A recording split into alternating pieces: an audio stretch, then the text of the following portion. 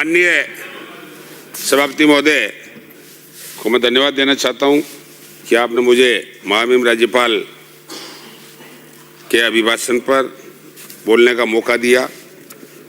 विकसित राजस्थान संकल्प के साथ महामहिम ने ये अभिभाषण पढ़ा। मैं सबसे पहले युवाओं के रोजगार पर और सरकार द्वारा की गई भर्तियों के बारे में ये निवेदन करना चाहता हूं कि आपने खूब पेपर लीक की पर बात की, खूब इसका प्रचार प्रसार किया, लेकिन जो जितना प्रचार प्रसार किया है उस प्रकार की कोई उपलब्धि नहीं। हमारे तत्कालीन सरकार द्वारा जो कानून बनाया उसके तहत जो काम होना चाहिए था वो काम आपने नहीं किया और बहुत से ऐसे पेपर माफिया बचे हुए हैं। झूठा इल्जाम कांग्रेस पर लगा रहे हो, ये बात गलत है।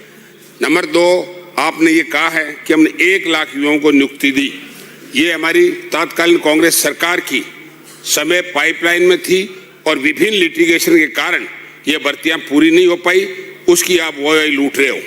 इसके अलावा आपने 1,54,547 पदों की भर्ती प्रक्रिया में बताई है और नवीन युवा नीति में 1 लाख की आपने कैलेंडर जारी किया है कि आप 2,54,547 की भर्तियां कर लोगे। ये सिर्फ आंकड़ों का मोजाल है और लोगों को और जनता को और युवाओं को गुमराह कर रहे हो। ये बात गलत है। आप 1 लाख की भर्ती नहीं कर पाओगे, ये मेरा आपको चैलेंज है हमारी ओर से। इसके अलावा युवाओं को अन्य ट्रेनिंग वगैरह सिर्फ औपचारिकता पूरी हो रही है, उससे उनको कोई रोजगार नहीं मिल रहा है। विशेष तौर से शिक्षा नीति पर बात करना चाहूंगा कि सामाजिक परिवर्तन व उज्जवल भविष्य को आधारशिला शिक्षा को माना है, जबकि विगत 3 साल पहले 4 साल पहले तत्कालीन सरकार हमारी सरकार ने जो स्कूलें सीनियर सेकेंडरी में कर्मोन्नत की, आज तक आपने उनमें लेक्चरर और सेकंड ग्रेड के पद नहीं स्वीकृत किए। जबकि मैं ये कह सकता हूं जीता जागता नमूना मेरा विधानसभा क्षेत्र रतनगढ़ की बहुत सी ऐसी स्कूलें हैं जहां आज तक वो पद नहीं है। जिले में भी है, राजस्थान में भी है। कि आप शिक्षा में क्या नया परिवर्तन, क्या नए आयाम स्थापित किए, ये खोखली बात है। इसके अलावा आज स्थानांतरण की नीति, हालांकि सरकार का प्रिविलेज अधिकार है, लेकिन आज परीक्षाएं ऊपर है, तबादले किए जा रहे हैं, सारे लेक्चरर प्रिंसिपल कोर्टों के चक्कर काट रहे हैं। ये शिक्षा नीति के विपरीत काम सरकार कर रही है। इसके अलावा कितने भवन जर्जर है, उनकी रिपेयर की कोई व्यवस्था नहीं। कि भीलवाड़ा में कैजुअलिटी हुई को कई दिन बुनाया गया और उसके लिए बहुत सी घोषणाएं की गई, लेकिन ऊंट के मुंह में जीरो। न रिपेयर हुई, न नए भवनों की व्यवस्था की कोई लाइन डाली गई और न कोई एक काम जरूर किया है, उसके नाम पर आपने छोटे छोटे स्कूलों को बड़ी स्कूलों में मर्ज कर दिया। जो 3-3 किलोमीटर ढाणियों से हमारे बच्चे वहाँ पढ़ने के लिए आते हैं, उनके पास कोई साधन नहीं। गांव और गरीब का इसमें शोषण हो रहा है।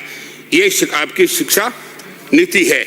इसके अलावा उस शिक्षा में आज इस कॉलेजों की ये हालत है, वहाँ प्रिंसिपल नहीं है, वहाँ लेक्चरर नहीं है, वहाँ भवन नहीं है और 25-30 से 40 साल पहले भवन बने, उनकी अब तक रिपेयर की व्यवस्था नहीं की गई है और आज भी उस शिक्षा में बच्चे बाहर बैठ के शिक्षा प्राप्त कर रहे हैं। यह है उपलब्धि। सिर्फ ड्रेस कोड बदलना, ड्रेसों की घोषणा करना, जबकि किसी भी स्कूल में अभी तक ड्रेस बच्चों को नहीं मिली है। ऐसी स्थिति में मैं ये कहना चाहूँगा कि शिक्षा जो आपने उज्जवल भविष्य का आधारशिला माना है, ये एक खोखली घोषणाएं हो रही है। इसके अलावा मैं ये भी कहना चाहूँगा कि आज बहुत सी ऐसी टेक्निकल कॉलेज है जहाँ रोजगार उन्मुख शिक्षा दी जाती है। आज हालात ये जिले में एक टेक्निकल कॉलेज है, उसमें लेक्चरर नहीं है और वो जंगल में लावारिस की तरह पड़ी है और उसमें बच्चों का, पढ़ने वालों का नामो निशान तक नहीं है। ये स्थिति है टेक्निकल कॉलेजों की। इसके अलावा अब मैं विशेष तौर से ये कहना चाहूँगा कि किसानों की बात पर, किसान को मुआवजा, ये सरकार किसान को मुआवजा नहीं दे पाई।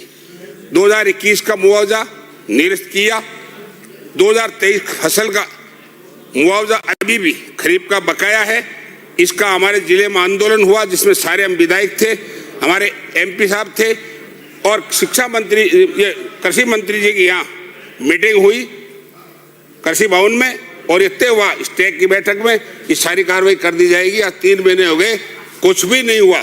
इस प्रकार से सरकार झूठे वादे करने में मास्टरपीस है और 24 और 25 का मुआवजा अब तक किसान को नहीं दिया गया।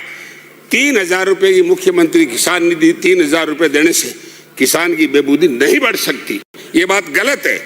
इसके अलावा कृषि मंत्री जी बहुत बार कहते हैं कि हमने यूरिया DAP टारगेट के मुताबिक दिया है, फसल की बुआई के मुताबिक दिया है।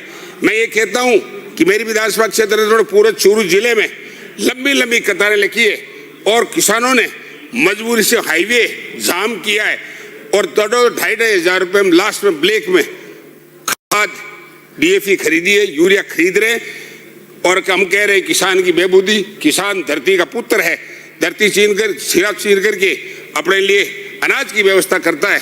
सिर्फ मायाजाल आंकड़े दिखाने से कोई सरकार की वाहवाही नहीं होती। धरती और ग्रास रूप कुछ भी नहीं है। कांग्रेस पार्टी ने किसान के लिए बहुत कुछ किया जिसको आप भुलाने के लिए इस प्रकार के आंकड़े पेश कर रहे हो। मैं ये भी कहना चाहता हूं कि कृषि आदान पूरे राजस्थान में अतिवृष्टि हुई, हमारे चूरू जिले में जबरदस्त अतिवृष्टि हुई। मेरे विधानसभा क्षेत्र में 150 mm 4 बार बारिश हुई। सुजानगढ़ में 250 mm बारिश हुई। हमारे प्रभारी मंत्री जी देख के आए, सारी फसलें बर्बाद हो गई। तारानगर में 150 mm बरसात 3 बार हुई, जिला चूरू में हुई। लेकिन हुआ क्या? कोई कृषि आदान नहीं। क्यों? कि पक्षपातपूर्ण रवैया अपनाकर और जो दिखाया खराबा वो मात्र 20% खराबा दिखाकर और इसको वाई कर दिया गया और 1 पैसा किसानों को कृषि आदान नहीं मिला। किस बात की किसान की बेबूदी की ये सरकार बात कर रही है? आज किसान के साथ पक्षपातपूर्ण रवैया। ये भी प्रसाद भी पूछेगी कि विधायक कांग्रेस का या बीजेपी का, ये बहुत गलत बात है। इसलिए मैं ये देना चाहता हूं। इसके अलावा MSP पर खरीद शुरू की, समय से एक महीने बाद में शुरू की। उस टाइम तक किसान मूंगफली 4 और 4.5 और 5,000 में बेच चुका। आज 7,500 मूंगफली है। आपकी MSP के भरोसे नहीं है, आपकी सरकार के भरोसे नहीं है। किसान मूंग 40% खराबे के आधार पर ग्रेडिंग हो रही है। फिर आप कह रहे हो कि कृषि आदान की वहां आवश्यकता नहीं है। 20% खराबा हुआ। आज मूंग को सबसे ज्यादा फसल मूंग और मोठ की खराब हुई है और ग्रेडिंग में 40% खराबा सरकार मान करके खरीद रही है मूंग। तो मेरे को ये बताइए कि वहां कृषि आदान कैसे नहीं मिला? क्या ये पक्षपातपूर्ण जिले के साथ नहीं हुआ? चूरू जिले के लिए साथ, ये भी किसान के साथ अन्याय, ये राजनीति है, इसको बंद करो। मैं इसके अलावा ये भी कहना चाहता हूं कि MSP में लाइनें लगी हुई है, 100 गाड़ियां खड़ी है, खरीद नहीं हो रही है। खरीद छोटी मोटी हो गई तो वेयर हाउस से गाड़ियां वापस आ रही है। किसान 15 दिन इंतजार कर रहा है, कह रहे कि वेयर हाउस नहीं ले रहा है। लेने का मतलब है कि गंभीर भ्रष्टाचार हो रहा है और ऊपर तक लिप्त है। इसलिए वेयर हाउस से गाड़ियां वापस आ रही है और किसान की फसल नहीं खरीदी जा रही है और 15 दिन बाद में उनका समय समाप्त हो जाएगा। ये किसान के साथ न्याय हो रहा है, इसलिए इसको रोकने का कार्रवाई होनी चाहिए। इससे कोई मतलब नहीं है। इसके अलावा किसान को ऋण सहकारी समिति अल्पकालीन ऋण ब्याज मुक्त 10 और 15,000 रुपए एक सहकारी समिति किसान को देती है। 10 और 15,000 में खेती हो जाएगी। 10,000 रुपए में तो बीज ही नहीं आता। मैं ये कहना चाहता हूं DAP और यूरिया की स्थिति है, यही आपके किसान को देने वाले ऋण की स्थिति है। इसलिए फसल बीमा वाली मैंने कह चुका। इसके अलावा सहकारिता की बात करें, प्लीज सदस्य समाप्त कीजिए। मैं ये कहना चाहता हूं कि इतना जल्दी समय समाप्त हो गया, फिर क्या बोलेंगे?